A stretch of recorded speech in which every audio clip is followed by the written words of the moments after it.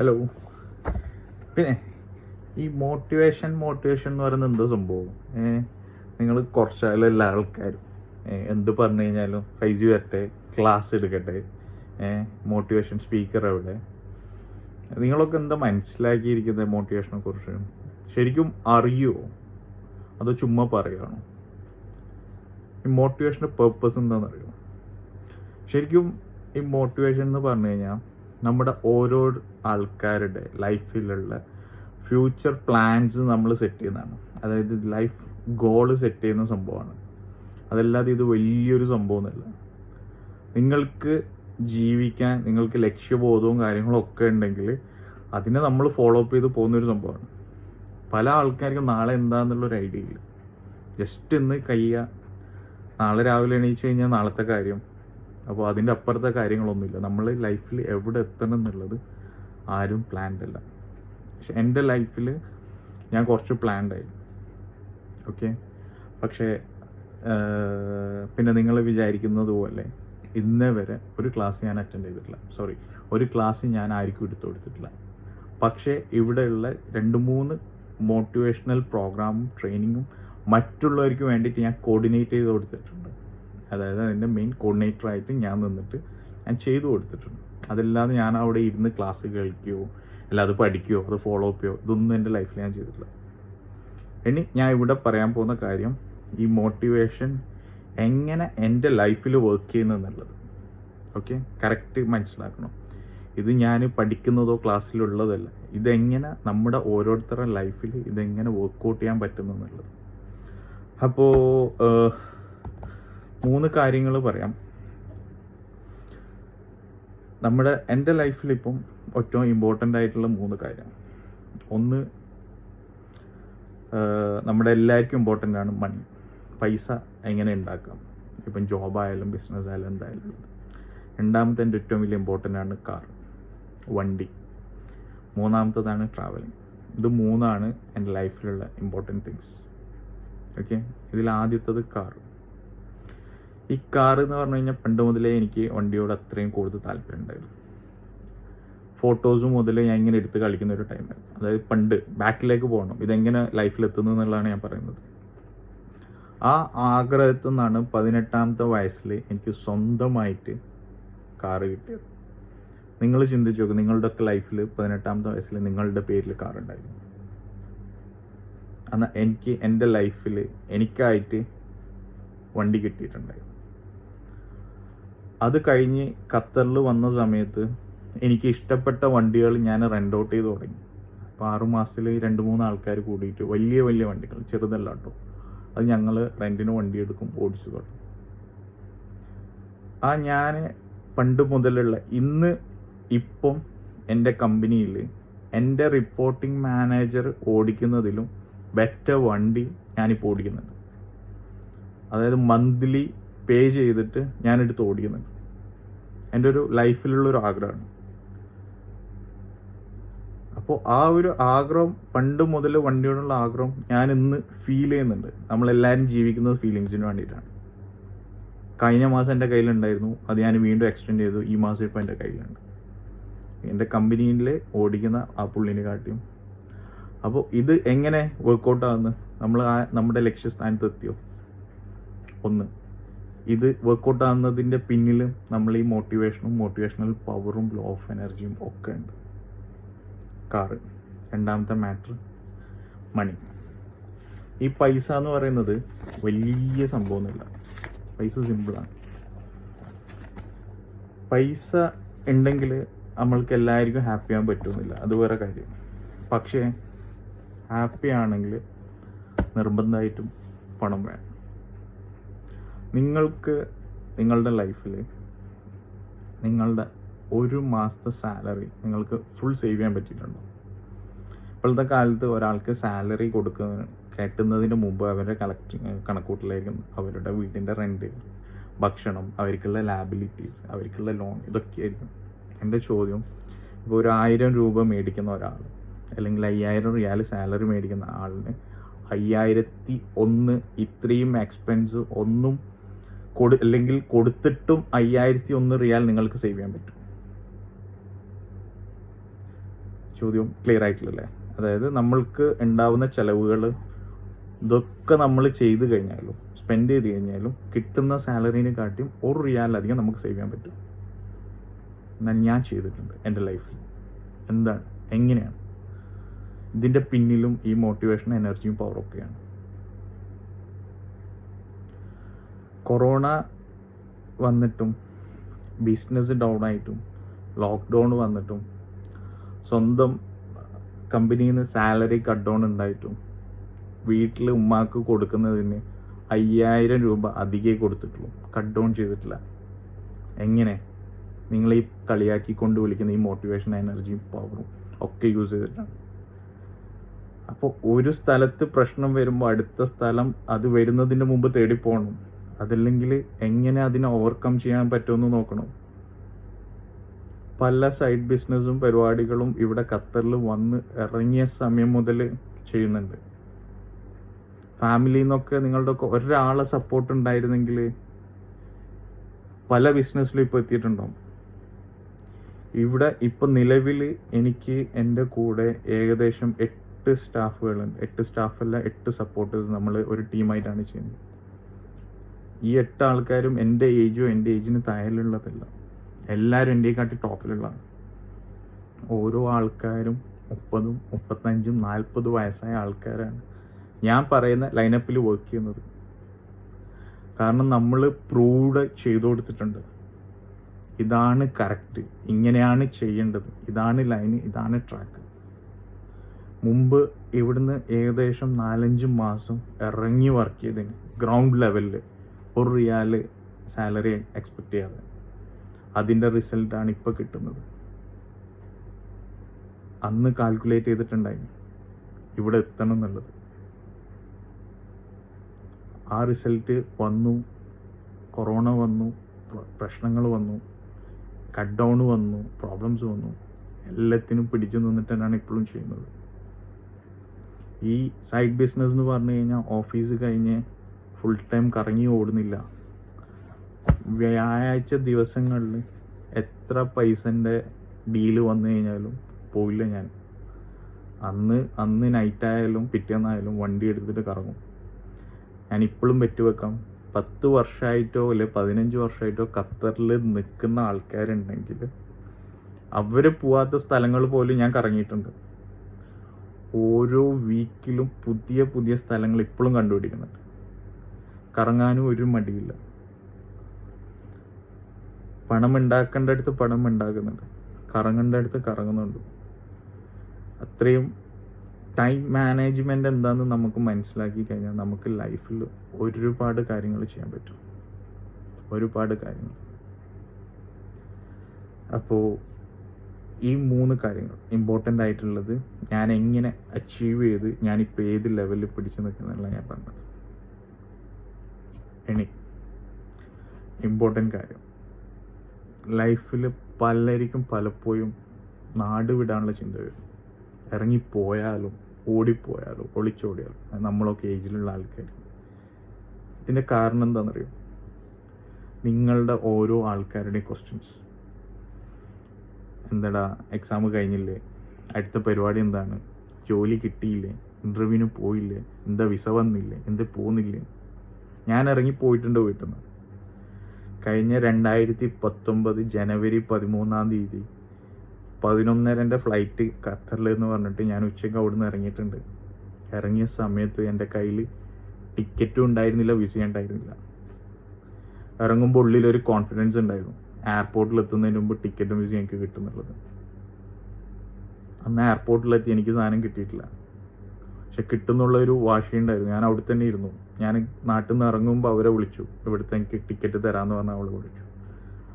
ഞാൻ പറഞ്ഞ 6 മണിക്കൂർ നിങ്ങൾക്ക് ടൈമുണ്ട്, ഈ സമയം കൊണ്ട് എനിക്ക് സാധനം കിട്ടണമെന്ന്. ഇതെൻ്റെ നിങ്ങൾ ഈ കളിയാക്കി വിളിച്ച ഈ മോട്ടിവേഷൻ പവറും അല്ലെങ്കിൽ ആ ഒരു കോൺഫിഡൻസ് ഉള്ളിലുള്ളതുകൊണ്ട് ഞാൻ ഇറങ്ങിയത്. ഇറങ്ങാനുള്ള കാരണം നിങ്ങൾ ഓരോ ആൾക്കാരുടെ ക്വസ്റ്റ്യൻസാണ്, പലരുടെയും. എവിടെ പോയി കഴിഞ്ഞാലും നിങ്ങൾക്കിത് മാത്രമേ ചെയ്യാം.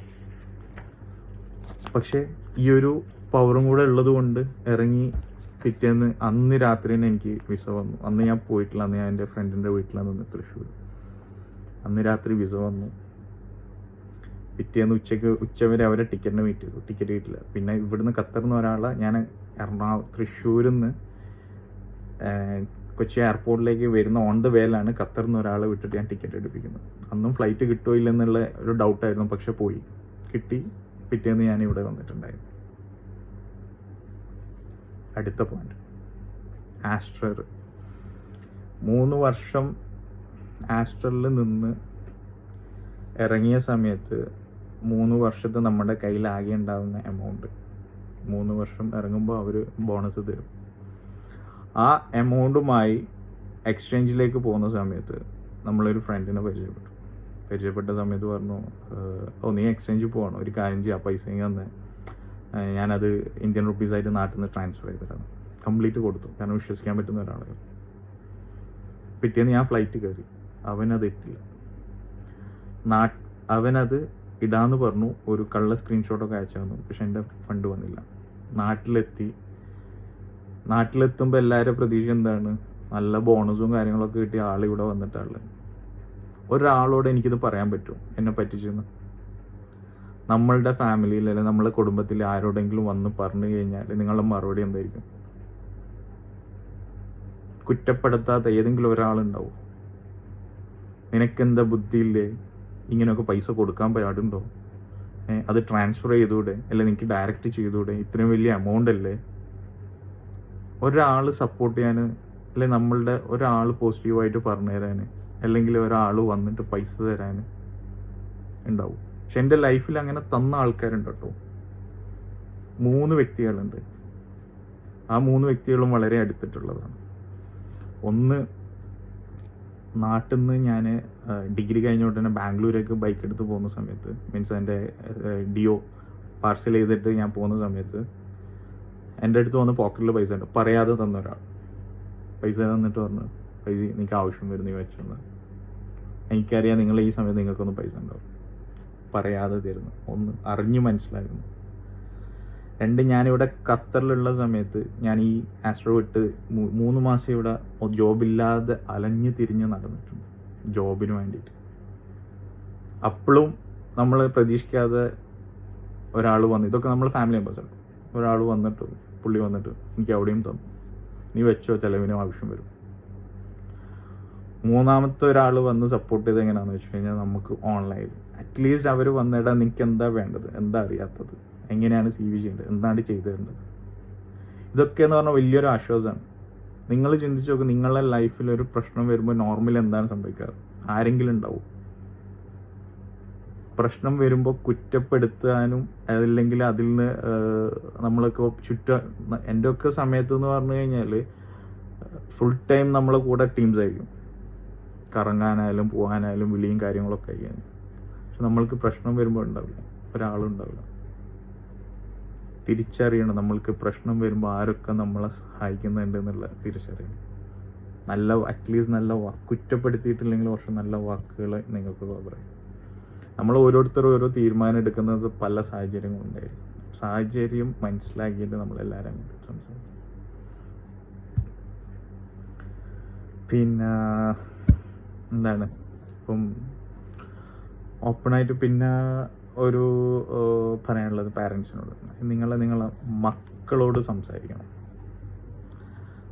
മക്കളോട് സംസാരിക്കുന്ന രീതിയിലായിരിക്കണം റിലേഷൻ. അവർ നിങ്ങളോട് സംസാരിക്കുന്നില്ലെങ്കിൽ അത് ഫ്യൂച്ചറിൽ പ്രോബ്ലംസ് ആയിരിക്കും. പക്ഷെ നിങ്ങൾ അവരെ അത്രയും ഫ്രീ ആക്കി വിട്ട് കഴിഞ്ഞാൽ അത് നിങ്ങൾക്ക് പ്രോബ്ലം ആയിരിക്കും. നല്ല രീതിയിൽ സംസാരിക്കുന്ന രീതിയിൽ എത്തണം നിങ്ങളും കുട്ടിയും. എന്നിട്ട് ആ ഒരു തീരുമാനത്തിലേക്ക് എത്തണം. ചെറുപ്പം മുതലേ ശീലിക്കണം. ഇതിനൊരു ഏജ് ലിമിറ്റ് ഇല്ല. കുട്ടീന്ന് ഉദ്ദേശിച്ചത് അതിപ്പം അവന് 10ാം ക്ലാസ്സിൻ്റെ താഴെയുള്ളതായാലും ഡിഗ്രിക്ക് പഠിക്കുന്ന ആളായാലും മക്കളാണ്. എത്ര ഫ്രീ ആയിട്ട് നിങ്ങൾക്ക് അവരോട് ഓപ്പണായിട്ട് സംസാരിക്കാൻ പറ്റുമോ അതത്രയും സംസാരിച്ചു കഴിഞ്ഞാൽ ലൈഫിൽ അത്രയും വലിയ സക്സസ് ആയിരിക്കും, അല്ല നല്ലൊരു റിലേഷൻ ആയിരിക്കും. പിന്നെ ഫാമിലി ബിസിനസ്സിനെ കുറിച്ച് പറയുകയാണെങ്കിൽ, നമ്മളുടെ ഫാമിലിയിൽ നമ്മളൊക്കെ ഒന്നും വിചാരിച്ചു കഴിഞ്ഞാൽ എന്തെങ്കിലുമൊക്കെ സ്റ്റാർട്ട് ചെയ്യാൻ പറ്റും. ഇപ്പോഴും ഒരാൾക്ക് ഇനീഷ്യേറ്റീവ് ചെയ്യാൻ പറ്റിയിട്ടില്ല. ഞാനിവിടെ വന്നിട്ട് എൻ്റെ ക്യാഷ് ഞാൻ സ്പെൻഡ് ചെയ്തിട്ടുണ്ടെങ്കിൽ അത് ഏറ്റവും കൂടുതൽ ബിസിനസ്സിന് വേണ്ടിയിട്ടായിരിക്കും. പല ആവശ്യത്തിനും വന്ന സമയം മുതൽ. ഇപ്പോഴാണ് എല്ലാം ഒന്ന് ഓവർകം ചെയ്തിട്ട് ഇപ്പം സ്റ്റാബിളായി ഇങ്ങനെ വരുന്നത്. അത് ഇട്ട പൈസ തിരിച്ച് കിട്ടിയെന്നല്ല, ഇപ്പം ഇൻവെസ്റ്റ് ചെയ്തതിൽ നിന്ന് ലോസ് വരാതെയും അല്ലെങ്കിൽ അഡീഷണൽ ചെറുതായിട്ട് ഇൻകം വരികയും ചെയ്തത്. നമ്മൾ പ്രശ്നം എവിടെയാണെന്ന് പറയുക, ഒരു ഇൻവെസ്റ്റ്മെൻറ്റിൻ്റെ നമ്മളിപ്പോൾ ഒരു 1000 കൊടുക്കുമ്പോൾ അല്ലെങ്കിൽ 1,00,000 രൂപ കൊടുക്കുമ്പോൾ നമ്മൾ ആദ്യം തന്നെ ചോദിക്കും ഇതിന് എത്രയാണ് തിരിച്ച് കിട്ടുക. നിങ്ങൾക്ക് ആർക്കെങ്കിലും തിരിച്ച് കിട്ടില്ല എന്ന് പറയുന്ന ബിസിനസ്സിൽ ഇൻവെസ്റ്റ് ചെയ്യാൻ പറ്റുമോ? ഞാൻ ചെയ്തു തരും. നിങ്ങളിപ്പം പ്രോപ്പർ പ്രൊജക്റ്റ് ഒരാൾ പറയാണ് ഇത് നമുക്ക് ഇങ്ങനെ ചെയ്യും, ഇതാണ് പ്ലാൻ, ഞാൻ സാറ്റിസ്ഫൈഡ് ആണെങ്കിൽ ഞാൻ ചെയ്തു തരും. കാരണം അതൊരു സ്റ്റാർട്ടപ്പാണ് അവനെ സംബന്ധിച്ച്. നമ്മൾ കുടുംബത്തിൽ വേണ്ട ഇതാണ്. നമ്മൾ ചെറിയ ഇൻവെസ്റ്റ്മെൻ്റുള്ള ആൾക്കാരെ നല്ല പ്രൊജക്റ്റാണ് സപ്പോർട്ട് ചെയ്യണം. സീരിയസ്ലി ഞാൻ പറയുകയാണ്, ഇപ്പോൾ ആരെങ്കിലും വരികയാണ് ഇതാണ് സംഭവം എന്ന് പറഞ്ഞു കഴിഞ്ഞാൽ ഞാൻ പറയും ഓക്കെ നീ ഇത് വെച്ചോ, ലാഭം വരുന്നുണ്ടെങ്കിൽ തന്നെ, ഇല്ലെങ്കിൽ കുഴപ്പമില്ല പൈസ പോയിക്കും. ആ രീതിയിൽ ഞാൻ ചെയ്തിട്ടുണ്ട്. ഞാൻ അങ്ങനെയൊക്കെ ചെയ്തുകൊണ്ടാണ് ഇന്ന് എനിക്ക് ഈ സ്റ്റേജിൽ എനിക്ക് ഇവിടെ നിൽക്കാൻ പറ്റും. അപ്പോൾ നിങ്ങൾക്കും ഇപ്പോൾ എനിക്ക് എന്നെ സപ്പോർട്ട് ചെയ്തിട്ടുണ്ടെങ്കിൽ എനിക്ക് അത്രയും കാര്യങ്ങൾ ചെയ്യാൻ പറ്റും. ഇപ്പം ഞാൻ ഇവിടെ ദോഹയിൽ ചുമ്മാ വാട്സപ്പ് വെച്ചിട്ട് ഞാൻ പൈസ ഉണ്ടാക്കുന്നുണ്ട്. പൈസ എന്ന് പറഞ്ഞു കഴിഞ്ഞാൽ നിങ്ങളെ മൈൻഡിൽ അത്രയും കോടിക്കണക്കിനൊന്നും വരുന്നത് കേട്ടോ.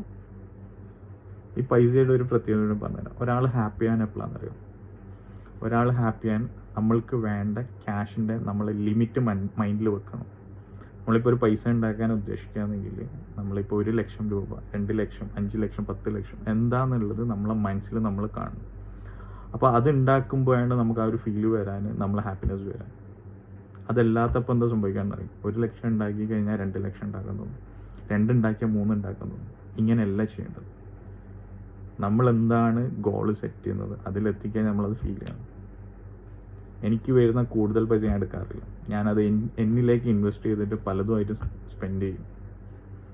നിങ്ങളീ പറഞ്ഞ എനിക്ക് എൻ്റെ കമ്പനിയിൽ നിന്ന് കാർ അലവൻസ് 1,500 റിയാൽ തരും. നോർമൽ കേസിൽ ഒരാൾക്ക് 1,500 റിയാൽ കൊടുത്തു കഴിഞ്ഞാൽ 1000 റിയാലിൻ്റെ കാർ എടുക്കും, 500 റിയാൽ ആൾ പോക്കറ്റിലിടും. 500 റിയാൽ എന്ന് പറഞ്ഞാൽ നാട്ടിലത്തെ 10,000. ഞാനിവിടെ ഓടിക്കുന്നത് 3000 റിയാലിൻ്റെ കാറാണ്. ഞാൻ കമ്പനി തന്നതിൻ്റെ ഡബിൾ എമൗണ്ടാണ് ഞാൻ ഇട്ടിട്ട് ഞാൻ ഓടിക്കുന്നത്. എന്തിന്? കാരണം നമ്മളെ ഡ്രീം, നമ്മളെ ഗോൾ, അല്ലെങ്കിൽ നമ്മളെ ഒരു ഹാപ്പിനെസ് ഉള്ളിലുള്ളത്. ഇവിടെ വന്ന സമയത്ത് നഴ്സറി എന്ന് പറഞ്ഞ സംഭവം എല്ലാവർക്കും അറിയാൻ പറ്റും. ഖത്തറിലുള്ള 500-800 റിയാൽ കൊടുത്തു കഴിഞ്ഞാൽ നമുക്ക് അവിടെ ഭക്ഷണവും താമസവും എല്ലാം കിട്ടും. ഞാൻ പോയിട്ടില്ല. നമ്മളെ ലൈഫ് സ്റ്റൈൽ അതല്ല. നമ്മൾ വന്നത് നോർമൽ ആൾ ചെയ്യുന്ന പോലെ രാവിലെ ഡ്യൂട്ടിക്ക് പോവുക, വന്ന് കിടന്നുറങ്ങാൻ പിറ്റേന്ന് പോയതിനല്ല. പല ഗോൾ സെറ്റിങ്ങും ഉണ്ട്, പല ജീവിത വിജയത്തിലേക്ക് എത്തണം എന്നുള്ള ഓട്ടോമാറ്റിക് തോട്ട്സ് ഉണ്ട്. ഇവിടെ സ്വന്തമായിട്ട് നമ്മളും എൻ്റെ ഒരു ഫ്രണ്ടും കൂടിയിട്ട്, അതായത് അവിടെ നേഴ്സറിയിൽ നിൽക്കുന്നതിൻ്റെ ഡബിൾ എമൗണ്ട് സ്പെൻഡ് ചെയ്തിട്ടാണ്, അതായത് 1 BHK എടുത്തിട്ടാണ് ഇവിടെ നിൽക്കുന്നത്. എന്തിനാണ് സ്പെൻഡ് ചെയ്യുന്നതെന്ന് അറിയും? ഈ ക്യാഷ് സ്പെൻഡ് ചെയ്യുന്നത് കൂടുതൽ ക്യാഷ് ഉണ്ടാക്കാൻ വേണ്ടിയിട്ടാണ്. നിങ്ങൾ എപ്പോൾ സ്പെൻഡ് ചെയ്യാൻ പഠിക്കുന്നു, നിങ്ങൾ ഏൺ ചെയ്യാനും പഠിക്കും. ഒരു സംഭവം ഏൺ ചെയ്യണമെങ്കിൽ നിങ്ങളത് സ്പെൻഡ് ചെയ്ത് പഠിക്കണം. നമ്മളിപ്പോൾ ഒരു 1000 കിട്ടിക്കഴിഞ്ഞാൽ നേരെ നമ്മളത് മാറ്റി വെക്കും, നമ്മളാരും സ്പെൻഡ് ചെയ്യില്ല. പക്ഷെ നിങ്ങളെന്ന് സ്പെൻഡ് ചെയ്യുന്നു നിങ്ങളതിൻ്റെ ഡബിൾ ഉണ്ടാക്കും. ഞാൻ അത്ര ഇപ്പോൾ സ്പെൻഡ് ചെയ്തുകൊണ്ടിരിക്കുന്നുണ്ട്, കാരണം എനിക്കത് ഉണ്ടാക്കേണ്ടതുകൊണ്ടാണ്. അപ്പോൾ എവിടെ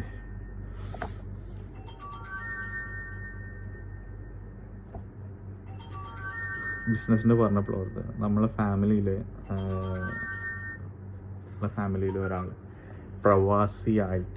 പ്രവാസി ജീവിതം നിർത്തി നാട്ടിൽ വന്ന് നാട്ടിൽ ജീവിക്കാൻ തുടങ്ങി. എന്നിട്ട് നാട് നിർത്തിയിട്ട് പ്രവാസത്തിലേക്ക് തിരിച്ചു പോകേണ്ട ഒരു വിഷമം നിങ്ങൾക്കറിയുന്നതാണ്. എനിക്കിപ്പോഴും ഫീലുണ്ട്, ഒന്നും ചെയ്തു കൊടുക്കാൻ പറ്റാത്തതുകൊണ്ട്. ഇതവർ പറഞ്ഞതൊന്നും ഇതാക്കിയല്ല, പക്ഷെ നമ്മളെല്ലാവരും മനസ്സിലാക്കേണ്ടതാണ്. ജസ്റ്റ് ചിന്തിക്കേണ്ട കാര്യമുള്ളൂ. പ്രവാസ ജീവിതം നിർത്തി വീണ്ടും ആ അവസ്ഥയിൽ തിരിച്ചു പോകാന്നുള്ള വിഷമം എന്താ പറയുക? ഒന്നെല്ലാവരും കണ്ണ് തുറന്നിരുന്നെങ്കിൽ നമുക്ക് എന്തെങ്കിലുമൊക്കെ ചെയ്തു കൊടുക്കാൻ. പക്ഷെ ആയിരിക്കും അപ്പുറം ഇപ്പുറം ചിന്തിക്കാനുള്ള ടൈമില്ല. ഓരോരുത്തർ സെൽഫാണ്. ഇങ്ങനെ ജീവിച്ച് പോവുക, തീർക്കുക. അപ്പോൾ ഇനിയിപ്പം എൻ്റെ ഒരു പെണ്ണ് കാണൽ കോമഡി കൂടെ പറഞ്ഞിട്ട് നിർത്താം. കാരണം ഇപ്പോൾ ലാസ്റ്റ് ഒരാഴ്ചയായിട്ട് എനിക്ക് ചിലപ്പം പലരും കേട്ടിട്ടുണ്ടാവും, അറിഞ്ഞിട്ടുണ്ടാവും. അതുകൂടെ പറഞ്ഞിട്ട് ഞാൻ സ്റ്റോപ്പ് ചെയ്യാം. ഈ നാട്ടിൽ നടക്കുന്ന സംഭവം എന്താണെന്ന് പറഞ്ഞു കഴിഞ്ഞാൽ കുറേ ആൾക്കാർ ഇങ്ങനെ ഫോളോ ചെയ്ത് പോകുന്നുള്ളത് മാത്രമാണ്. നമ്മൾ അതായത് എന്താ പറയുക, ഏതെങ്കിലും തറവാട് 2 തറവാട് ഒത്തു, ഓക്കെ, എന്നാൽ പിന്നെ അങ്ങ് കല്യാണം നടത്താം. അത് അങ്ങനെയാണല്ലോ ചടങ്ങ്, ഇങ്ങനെയാണല്ലോ ചടങ്ങ്. കെട്ടേണ്ട പെണ്ണും ചെക്കനും സ്ഥലത്തില്ല, എന്നാൽ പിന്നെ വീഡിയോ കോൾ ചെയ്യാം, 2 ആളും കാണട്ടെ, ഒരു 2 സെക്കൻഡ് കാണും, അല്ലെ 10 സെക്കൻഡ് കാണും, അല്ലെ 2 ദിവസം സംസാരിക്കും, എന്നാൽ പിന്നെ ഉറപ്പിക്കല്ലേ. ഞങ്ങൾ വീഡിയോ കോൾ മാത്രം. നാട്ടിൽ ഇവിടുന്ന് ആദ്യം ഒരു ടീം അങ്ങോട്ട് പോകും, നമുക്ക് വീഡിയോ കോൾ വിളിച്ചു തരാൻ. അവിടുന്ന് ഇങ്ങോട്ട് ഒരു ടീം വരും, പിന്നെ ആലോചിക്കാൻ ഇവിടുന്ന് അങ്ങോട്ട് പോകും, ഉറപ്പിക്കാൻ അവിടുന്ന് ഇങ്ങോട്ട് വരും. കെട്ടി ലൈഫ് പാർട്ട്ണറായിട്ട് ജീവിക്കേണ്ട 2 ആൾ പുറത്ത്, ബാക്കി ഫുള്ള് നിങ്ങളെ പരിപാടിയും കാര്യങ്ങളൊക്കെ. ഇത് ശരിയാണോ? ശരിക്കും കാണേണ്ട ആൾക്കാരായിരുന്നു. ഞങ്ങൾ കണ്ട് തീരുമാനിച്ചിട്ടുണ്ടല്ലോ ബാക്കിയൊക്കെ ഉണ്ട്. ഇമ്പോർട്ടൻസ് ഞങ്ങൾക്കല്ലേ, ശരിയല്ലേ? നിങ്ങൾക്കൊരു കല്യാണം വീഡിയോ കോളിലൂടെ മാത്രം നടത്താൻ പറ്റും. അപ്പോൾ ഒരു ജീവിതകാലം ജീവിക്കേണ്ട ഞങ്ങളെങ്ങനെ ഒരു വീഡിയോ കോളിൽ മാത്രം തീരുമാനം എടുക്കാൻ? ലോജിക് ചിന്തിക്കും. ചിലപ്പോൾ ടൈം എടുക്കും. വെയിറ്റ് ചെയ്യാൻ തയ്യാറാന്ന് വെയിറ്റ് ചെയ്യാൻ നല്ലതായിരിക്കും. എക്സ്ക്യൂസ് പറയാനുണ്ടായാലും ഞങ്ങൾ നാട്ടിൽ തന്നെ ആയതുകൊണ്ടല്ലേ മറ്റേത്. അത് ശരിയായ തീരുമാനമല്ല എൻ്റെ ലൈഫിനാണ്. അപ്പോൾ